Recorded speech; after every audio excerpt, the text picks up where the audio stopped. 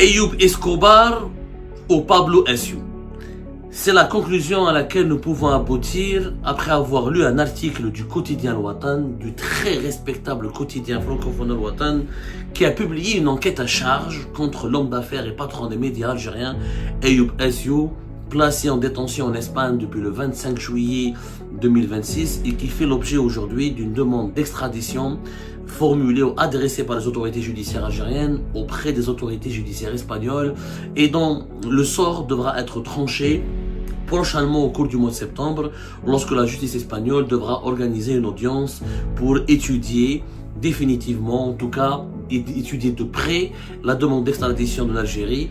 L'Espagne va-t-elle, oui ou pas, extrader Ayoub Essiou et le remettre aux autorités algériennes, avec tous les risques inhérents aux droits de l'homme et en l'absence d'un procès équitable? Est-ce qu'Ayoub Essiou va pouvoir gagner son bras de fer contre les autorités algériennes? Est-ce que la justice espagnole va désavouer Abdelmadjid Tebboune et son régime?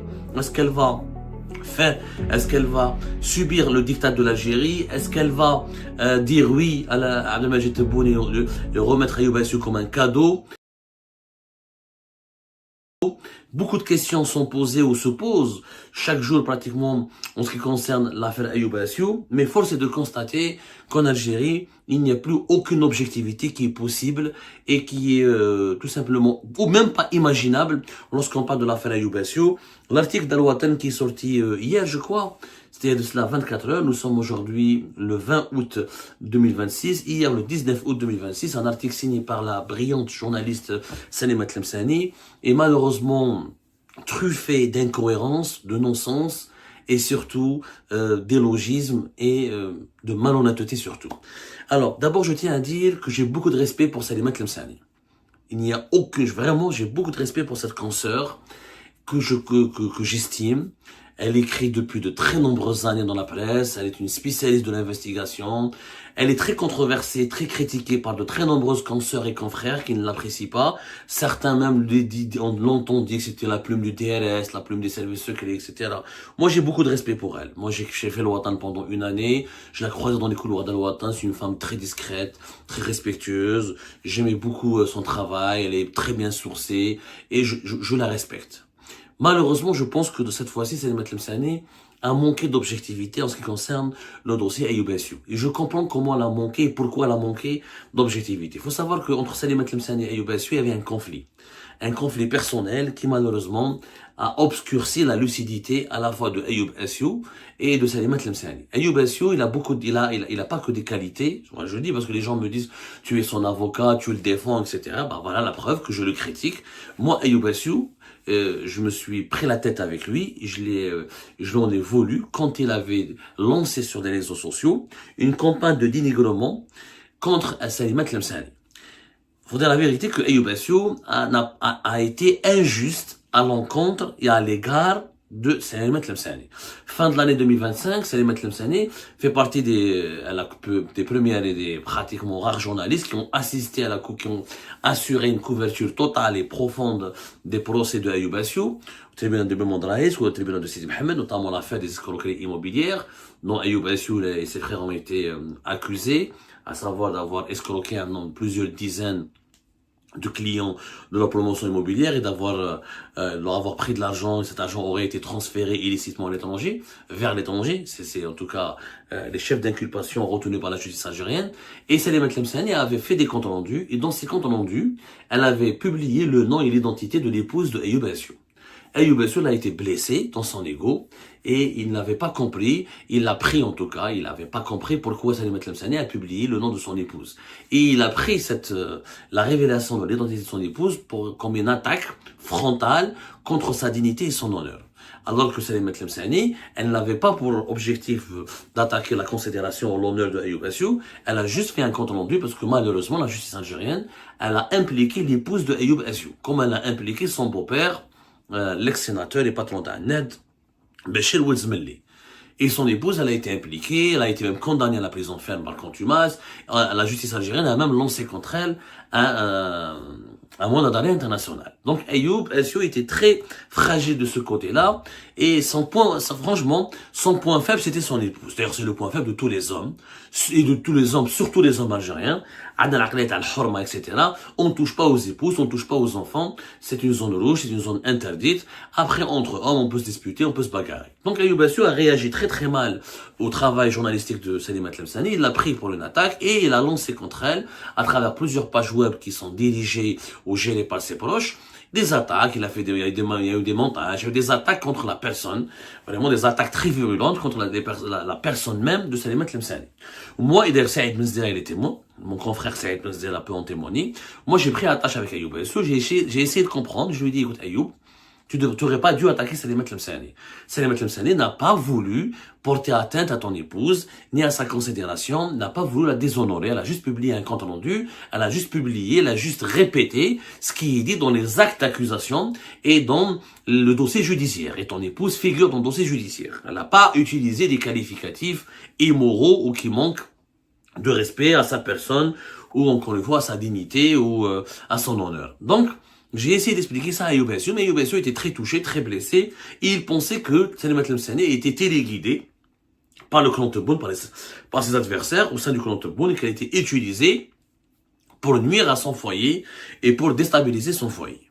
Donc, je pense que Salima Tlemceni, elle-même, elle a fait la même erreur que Ayoub Bassou, puisqu'elle a manqué d'objectivité et de lucidité dans ce travail qui a été publié hier, et elle a publié des informations qu'elle n'a pas vérifiées, ou qu'elle n'a pas pris le temps nécessaire de vérifier, et je pense qu'il y a eu une côté vengeance, un côté revanche de sa part, et un ressentiment personnel, puisqu'effectivement sur les réseaux sociaux, sur les pages Facebook en tout cas, dirigées par des proches de Ayoub Bassou, par ses partisans, par ses alliés, elle a été victime d'une véritable campagne de dénigrement qui met en cause son honneur et sa probité personnelle. Donc, moi je dis à Salima Tlemceni, on est journaliste, il faut accepter. Moi je suis attaqué tout le temps, ma famille a été attaquée tout le temps, mais je fais toujours l'effort de garder ma lucidité et ma neutralité et de vérifier d'abord. Quand on est journaliste, on travaille sur les faits, rien que sur les faits. Cette introduction est très importante pour comprendre ce que je vais vous dire par la suite. Parce que l'article d'Al-Watan d'hier, quand on le lit, on a l'impression que Ayoub Bassou, c'est le plus grand mafieux de l'histoire de l'Algérie. Et malheureusement, il y a eu des erreurs qui sont impardonnables quand on fait du journalisme. À titre d'exemple, Salima Tlemceni raconte et elle dit que Ayoub Bassou a été arrêté en vertu d'un mandat d'un des mandats internationaux émis à son encontre par l'Algérie pour des faits de faux, usage de faux et blanchiment d'argent. Une demande d'extradition, accompagnée d'un dossier de fonds, a déjà été transmise aux autorités espagnoles par la justice algérienne. D'abord, c'est faux. Ayoub Bassou, comme nous l'avons expliqué dans nos émissions, et j'invite notre consoeur Salima Tlemceni, j'ai pas son contact direct, mais je vais essayer de la contacter directement, mais même si c'est risqué pour elle de me parler, je profite de cette émission pour lui adresser encore une fois mes salutations confraternelles et pour lui dire que vous vous êtes trompé, ma chère consoeur.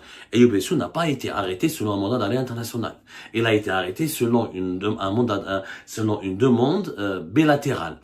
Dans un cadre bilatéral des relations entre l'Algérie et l'Espagne.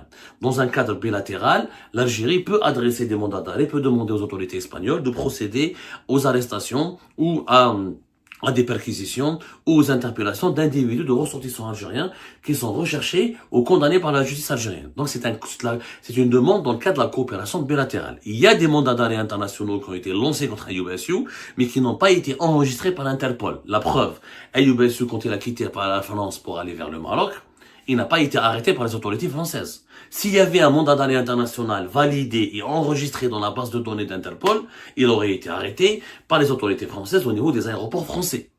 La même chose au Maroc, s'il avait un mandat d'arrêt international, il aurait été arrêté à Casablanca.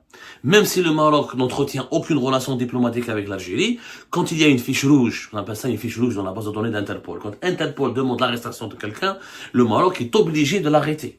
Il va pas le remettre à l'Algérie peut-être parce qu'il n'y a pas de coopération, de relations diplomatiques ou de relations directes, mais il est obligé de l'arrêter, d'enquêter avec lui ou de voir ce qui se passe ou de le placer en garde à vue en attendant de le refouler vers son pays d'origine ou de le placer en détention en attendant de voir avec Interpol les modalités et les tenants, les aboutissants de son dossier.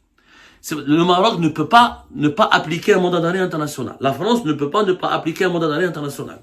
Donc, il n'y a pas eu de mandat d'arrêt international. Il y a eu un mandat d'arrêt adressé par les autorités algériennes dans le cadre de la coopération bilatérale, dans le cadre de la coopération, dans le cadre d'un accord de coopération d'entraide judiciaire entre l'Algérie et l'Espagne. Première erreur, pas de mandat d'arrêt international. Sinon, il aurait été arrêté au Maroc ou en France ou ailleurs parce qu'il a l'habitude de voyager à Ayoub Bassou à travers le monde. Premièrement. Deuxièmement, quand on lit le texte d'Al-Watan, il y a encore une fois des informations qui sont...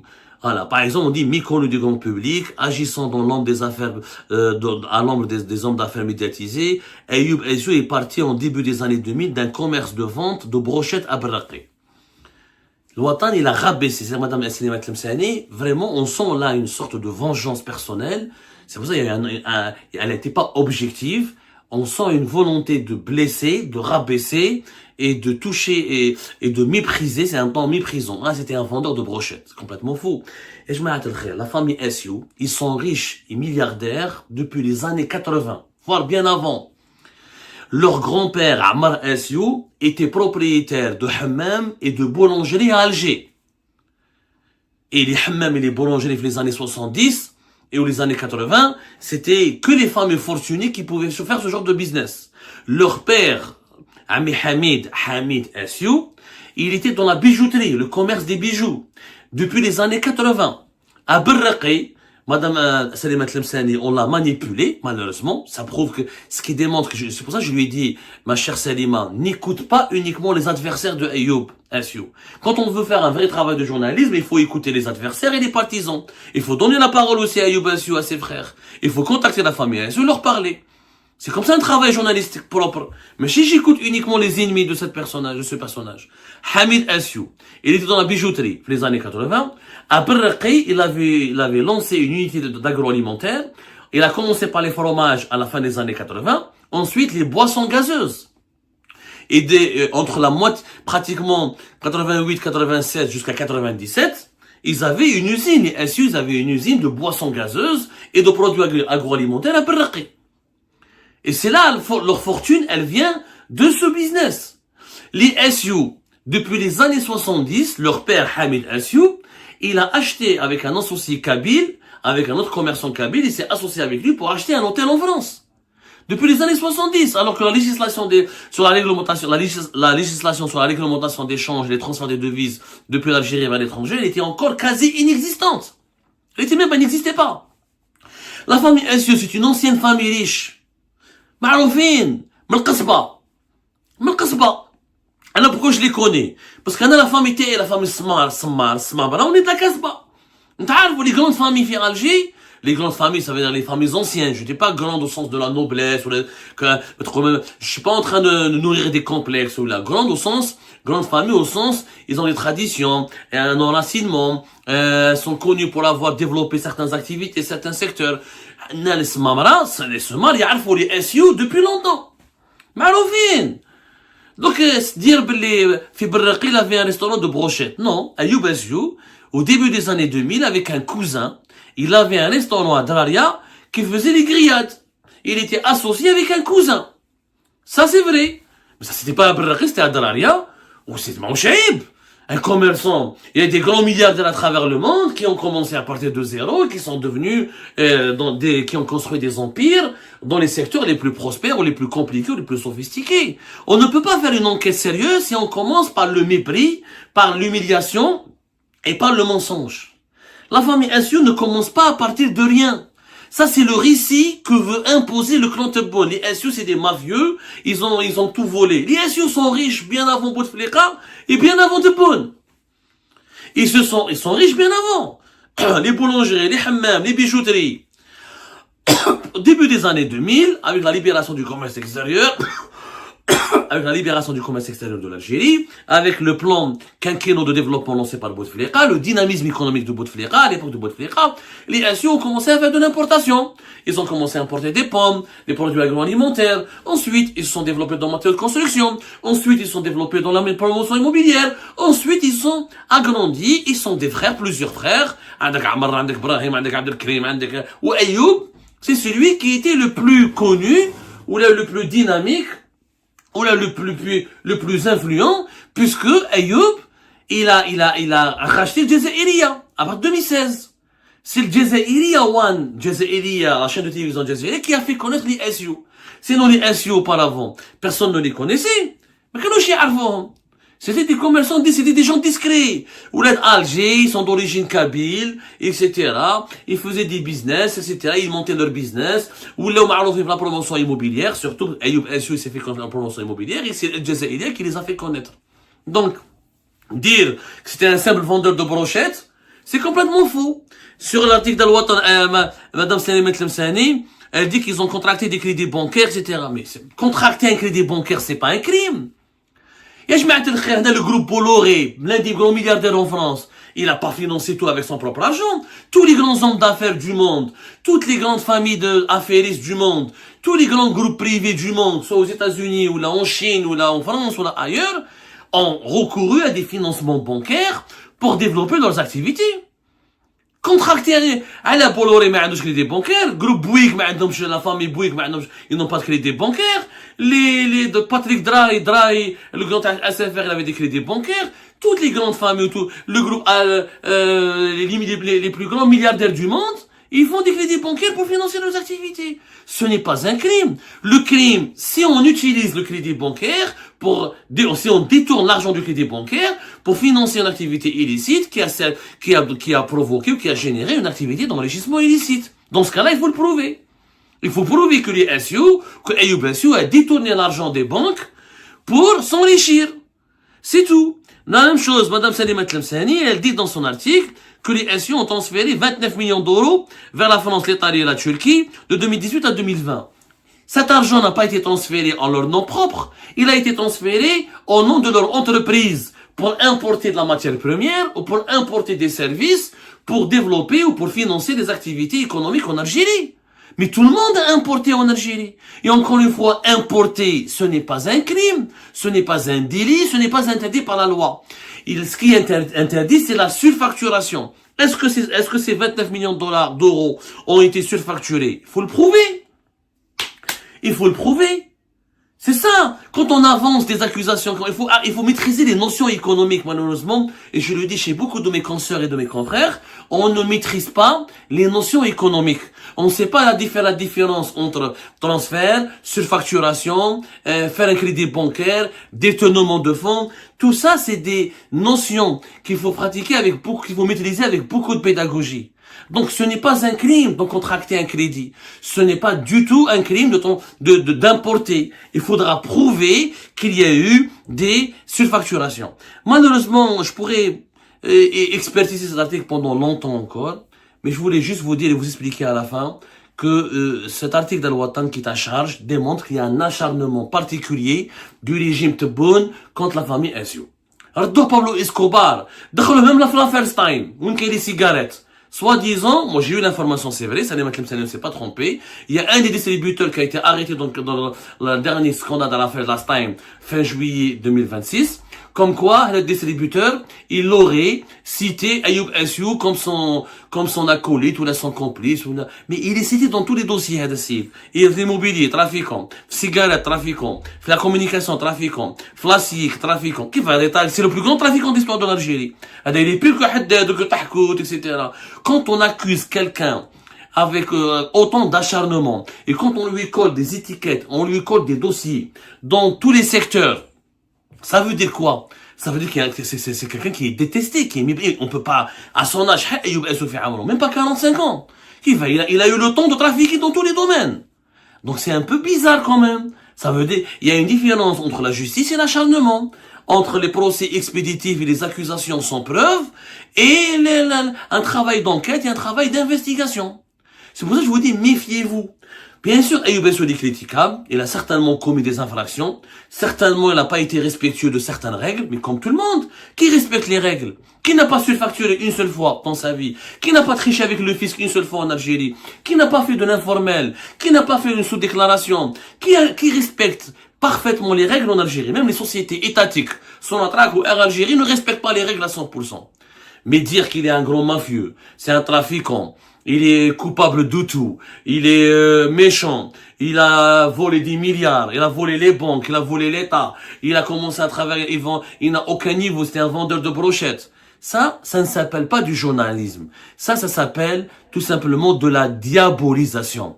Et cette diabolisation, malheureusement, elle est malhonnête. Elle ne sert pas la justice, au contraire, elle dessert la justice et elle dessert l'intérêt général. Et je demande à Salima Tlemceni, en tant que consoeur, de rester neutre, de rester objectif, d'oublier ses rancœurs personnelles, son ressentiment personnel et de se concentrer sur les faits et de donner la parole à la famille SU, de leur demander, de donner le droit à la parole, de mener une enquête, une contre-enquête et de ne pas uniquement reproduire textuellement les accusations et les informations que lui font parvenir les anti-Ayoub SU et les anti-SU, à savoir le clan Tebboune.